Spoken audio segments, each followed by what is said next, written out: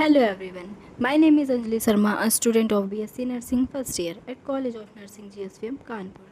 तो जैसा कि मैंने आप सबसे प्रॉमिस किया था कि मैं आपको एंट्रेंस एग्ज़ाम से रिलेटेड गाइड करूंगी, तो उसी को कंटिन्यू करते हुए हम स्टार्ट करते हैं आज का अपना पहला सेशन, जो कि है यूपी सीनेट PYQ।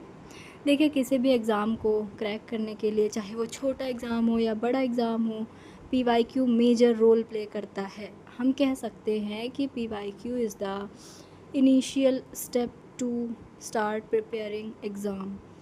ठीक है, जैसे कि हम कोई युद्ध लड़ने जाते हैं या फिर कोई भी बैटल होता है, तो हम उसके लिए प्रिपरेशन करते हैं। तो प्रिपरेशन करने से पहले हमें पता होगा ना कि हम कौन सा युद्ध लड़ने जा रहे हैं, हमें तलवारबाजी करनी है, हमें धनुष बाण से लड़ना है या हमें गदा से लड़ना है। तो जब तक हमें पता नहीं होगा, हम किस चीज़ की प्रैक्टिस करेंगे, तलवारबाजी की या धनुष बाण की या किस चीज़ की। तो इसी तरह हमारा ये PYQ हमें बताता है कि हमारे एग्ज़ाम में कैसे क्वेश्चंस आते हैं, तो हम पहले उसको समझेंगे, फिर हम अपना थ्योरी स्टार्ट करेंगे।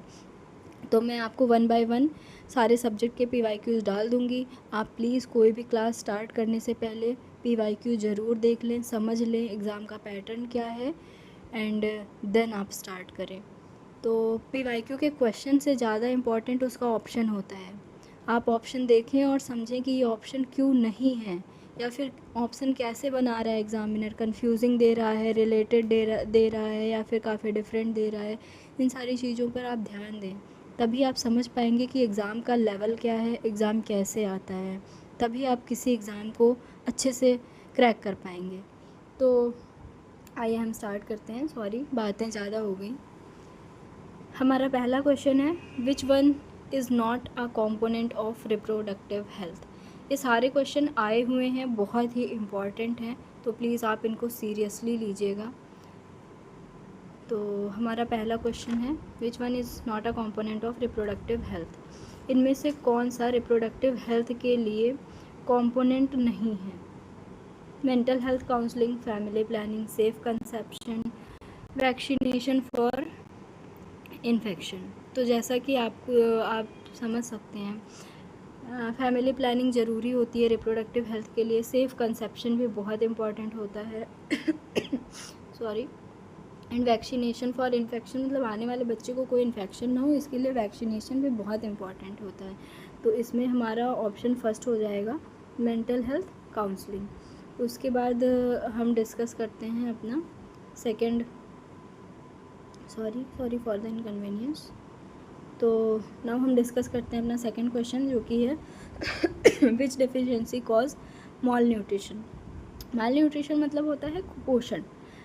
तो किसकी विच deficiency cause mall nutrition?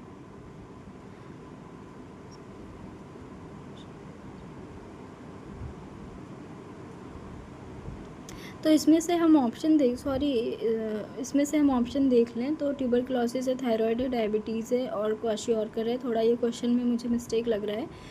Question ये होना चाहिए कि कौन सा ऐसा डिज़ीज़ है जो माल न्यूट्रिशन की वजह से होता है। माल न्यूट्रिशन जो होता है बेसिकली ये कुपोषण होता है। तो यहाँ पे हमारा ऑप्शन ट्यूबरक्लोसिस हो नहीं सकता बिल्कुल भी, ये लंग्स इन्फेक्शन की वजह से होता है। थायराइड भी नहीं होगा। डायबिटीज़ आप सबको पता है, ये इंसुलिन लेवल कम होने की वजह से हो जाता है, ज़्यादा होने की वजह से हो जाता है। तो हमारा ऑप्शन क्वाशियोरकर होगा। ये हमने उसमें पढ़ा है, डाइजेस्टिव सिस्टम क्लास 12th में है, उसमें डिज़ीज़ वाले पोर्शन में दिया हुआ है क्वाशियोरकर एंड मेरास्मस। तो हम मूव करते हैं अपने नेक्स्ट क्वेश्चन नंबर 3 पर। Heart treatment department is known as. तो जहाँ पे हार्ट का ट्रीटमेंट होता है उस डिपार्टमेंट को हम क्या कहते हैं? जैसे कि मान लीजिए आप कैंसर डिपार्टमेंट में जाते हैं तो उसको ऑन्कोलॉजी डिपार्टमेंट कहते हैं। इसी तरह आप ईयर नोज़ थ्रोट के लिए जाते हैं, वो ENT डिपार्टमेंट होता है। तो इसी तरह हार्ट के लिए कौन सा डिपार्टमेंट होता है? तो इसका ऑप्शन हो जाएगा C, कार्डियोलॉजी। पैथोलॉजी होता है हम डायग्नोस करने के लिए, उसमें डिजीज़ को हम डायग्नोस करते हैं। सर्जरी तो नाम से ही समझ में आ रहा है, जहाँ पे किसी भी डिज़ीज़ या फिर कोई भी ऐसा जहाँ पे सर्जरी परफॉर्म की जाती है। देन हम मूव करते हैं अपने नेक्स्ट क्वेश्चन पे, जो कि है क्वेश्चन नंबर 4। विच मॉस्किटो बाइट कॉजेज़ मलेरिया। कौन से मच्छर के काटने से मलेरिया होता है? ये बहुत ही फेमस क्वेश्चन है, या तो मलेरिया का पूछ लेगा, या फिर डेंगू का पूछ लेगा, या फिर फाइलेरिया का पूछ लेगा। तो मलेरिया तो होता है हमारा फीमेल एनोफिलीज़, प्लीज़ ध्यान रखिएगा। अगर ऑप्शन में मेल एनोफिलीज़ आता है तो वो गलत है, आपको फीमेल एनोफिलीज़ टिक करना है। एंड क्यूलेक्स जो होता है, इससे इसके काटने से फाइलेरिया हो जाता है, ये फाइलेरिया कॉज करता है, जिसको हम वो भी बोलते हैं एलिफेंथियासिस, यानी हाथी पाँव। एंड एडीज़ होता है, एडीज़ के काटने से डेंगू हो जाती है। डेंगू मतलब जिसमें हमारे प्लेटलेट्स काउंट कम हो जाते हैं, sorry for the writing. And then we will move to our next question, जो कि है क्वेश्चन नंबर 5। सॉरी, हम मूव करते हैं अपने क्वेश्चन नंबर 5 पे। तो हमारा क्वेश्चन नंबर 5 है, by what name a contraceptive drug is known in the market. मतलब मार्केट में हम कॉन्ट्रासेप्टिव ड्रग को किस नाम से जानते हैं, मतलब अगर हमें स्टोर, मेडिकल स्टोर पे जाके लेना हो तो हम उसको किस नाम से जानते हैं, आप किस नाम से उनसे मांगेंगे। तो यहाँ पे ऑप्शन हो जाएगा बर्थ कंट्रोल पिल्स, क्योंकि पीसीएम जो होता है ये फीवर की मेडिसिन होती है, एंड ऑल ऑफ दैट तो हो नहीं सकता। Then we will move to the next question, what is the simple way of maintaining hygiene into the hospital. तो देखिए बहुत ही इंपॉर्टेंट क्वेश्चन है और थोड़ा लॉजिकल है। यहाँ पे अगर देखें तो हाइजीन मेंटेन करने के लिए हमें सबसे ज़्यादा इंपॉर्टेंट, आपको लगेगा कि क्लीनलीनेस भी हो सकता है, स्टेरिलाइजेशन भी हो सकता है, इम्यूनाइजेशन भी हो सकता है, बट नहीं। और बहुत बच्चों को लगेगा बोथ है एंड सी कि स्टेरिलाइजेशन एंड क्लीनलीनेस दोनों हो सकता है, बट नहीं, ऑप्शन सी इसलिए नहीं होगा क्योंकि वहाँ ओनली क्लीनलीनेस लिखा हुआ है। अगर ओनली नहीं लिखा होता तो हो सकता था, बट ओनली आने की वजह से हमारा option C and option D both wrong हो जाएगा, हैंस हमारा ऑप्शन ए हो जाएगा। और इम्यूनाइजेशन नहीं होगा क्योंकि यहाँ हाइजीन की बात हो रही है। Okay, then we will move to the our next question, जो कि है function of nurse at tertiary level. Tertiary level पे नर्स का क्या रोल होता है, prevent complication, high profile care, health promotion, treatment. तो प्राइमरी लेवल पे होता है कि पेशेंट को प्रिवेंशन करना, सेकेंडरी लेवल होता है उसको ट्रीटमेंट प्रोवाइड करना, एंड टर्सरी लेवल होता है कि आफ्टर ट्रीटमेंट उसको केयर प्रोवाइड करना।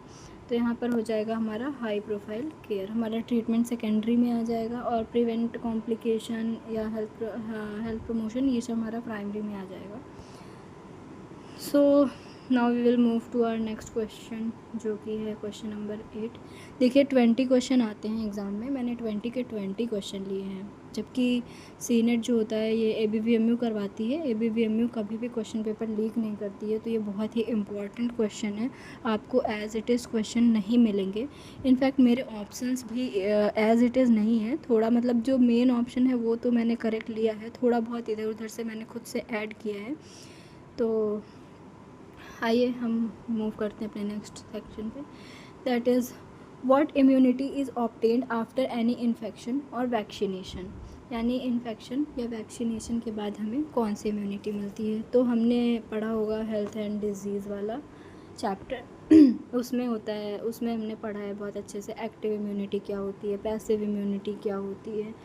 तो आफ्टर इन्फेक्शन और वैक्सीनेशन के बाद हमें पैसिव इम्यूनिटी मिलती है।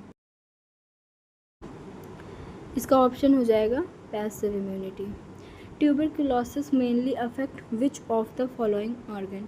टीबी जो होती है वो कौन से ऑर्गन को अफेक्ट करती है, मैंने आपको पहले ही अभी बताया था एक क्वेश्चन में कि लंग्स को अफेक्ट करती है। Then we will move to the question number 10, which of the following disease does not occur due to contaminated water. कौन सा ऐसा डिजीज़ है जो कि कॉन्टामिनेटेड वाटर की वजह से नहीं होता है। कॉलरा ऑब्वियसली होता है, हेपेटाइटिस ये तो फ्लूइड के कॉन्टामिनेशन से ही होता है, जैसे कि एड्स होता है वैसे मतलब फ्लूइड के इन्फेक्शन से होता है। एंड टाइफाइड भी नहीं होता, ये वाटर बॉर्न डिजीज़ ही है। तो हमारा ऑप्शन हो जाएगा jaundice. Then we will move to our next question, that is question number 14, national health protection scheme health and ये मेनली पूछा हुआ है कि एक ये नेशनल हेल्थ प्रोटेक्शन एक योजना टाइप था, तो उसका एम क्या होता है। Health and wellness coverage, provide prevention, promoting curative service.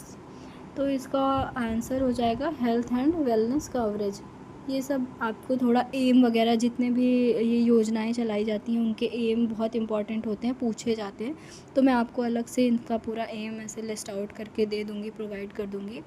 आप हमसे हमारे कांटेक्ट में बने रहिए, मैं प्रोवाइड करवा दूँगी, आप एक बार पढ़ लीजिएगा उसको, बहुत इंपॉर्टेंट है ये। देन हमारा नेक्स्ट क्वेश्चन है एम ऑफ आयुष्मान भारत योजना। देखिए फिर से नेक्स्ट क्वेश्चन देखिए, 2025 में 2 क्वेश्चन आए हुए हैं एम को लेके, एक आयुष्मान भारत योजना का है और एक नेशनल हेल्थ प्रोटेक्शन का है। ऐसे ही WHO ने बहुत सारी योजनाएं बनाई हैं, तो उसके भी बहुत सारे क्वेश्चन पूछे जाते हैं, तो आप ये ध्यान रखिएगा। इसमें है एम ऑफ आयुष्मान भारत योजना, ये हमारा एम है universal health coverage and provide prevention, इसका होगा universal health coverage. Then we will move to our next question, जो कि है question number 16, which of the following vaccine given is to prevent tuberculosis. Tuberculosis को prevent करने के लिए हम कौन सा वैक्सीन देते हैं। तो इसका हेपेटाइटिस बी तो हो ही नहीं सकता है, MMR भी नहीं हो सकता, OPV वैक्सीन भी नहीं होगा। हम लोगों ने सुना है बचपन में हम सबको BCG की वैक्सीन लगती है ताकि हमें TB ना हो। ये वही वैक्सीन है जिसका बहुत लोगों के हैंड में स्कार बन जाता है, तो आप सब चेक कर सकते हैं अपने अपने हाथ में। स्कार बहुत लोगों के नहीं भी होता है, मेरे भी नहीं है, तो ऐसा मत सोचेगा कि आपको लगा ही नहीं है ये इंजेक्शन, समटाइम्स नहीं होता है बट मोस्टली हो जाता है। Okay, then now we will move to our next question, question number 17, which of the following cells form antibody and immunoglobulin. कौन सा सेल है जो कि एंटीबॉडी एंड इम्यूनोग्लोबुलिन फॉर्म करता है। देखिए आप देख सकते हैं कि हमारे क्लास 12th के बायो में जो चैप्टर है NCERT में, ह्यूमन हेल्थ एंड डिजीज़, बहुत इंपॉर्टेंट है। इससे क्वेश्चन आपके बायो में भी आ सकते हैं और नर्सिंग फाउंडेशन में तो आए ही हैं, आप देख ही रहे हैं। तो इसका आंसर हो जाएगा which of the following cells form antibody and immunoglobulin. Immunoglobulin और एंटीबॉडी कौन बनाता है, तो ये हो जाएगा हमारा option B, lymphocyte. Okay, T lymphocyte जो होता है ये बेसिकली हेल्प करता है बनाने में एंटीबॉडी के लिए, तो इसका मेन आंसर जो होगा वो बी, लिम्फोसाइट ही होगा। देन नेक्स्ट क्वेश्चन है largest organ of the body. Oh sorry, इसमें देखिए वो गलत हो गया है ऑप्शन। इसमें पूछा है कि largest organ of the body कौन सा है, तो हमारा लार्जेस्ट ऑर्गन होगा skin. No, don't get confuse with, यहाँ पे आपका लीवर बिल्कुल नहीं होगा। लीवर जो होता है वो लार्जेस्ट ग्लैंड होता है, बट अगर लार्जेस्ट ऑर्गन पूछा है तो वो स्किन होगा। अगर लार्जेस्ट ग्लैंड पूछेगा तब हम यहाँ पे लीवर मेंशन करेंगे। प्लीज़ इसको बहुत ध्यान रखिएगा, ये कई बार क्वेश्चन पूछा गया है और बच्चे इसमें गलतियाँ कर देते हैं। देन हमारा नेक्स्ट क्वेश्चन है question number 19, which of the following joint is present in shoulder. हमारे शोल्डर में कौन सा जॉइंट प्रेजेंट होता है, ये भी हमारे बायोलॉजी का क्वेश्चन है, that is ball and socket joint. Then हमारा लास्ट क्वेश्चन है scurvy disease is caused by which of the following vitamin deficiency. इसका ऑप्शन होगा विटामिन सी। देखिए अभी आप लोगों ने पढ़ा नहीं होगा तो आप लोगों को कुछ क्वेश्चन लग रहा होगा कि ऊपर से जा रहा है बस, तो ऐसा नहीं है।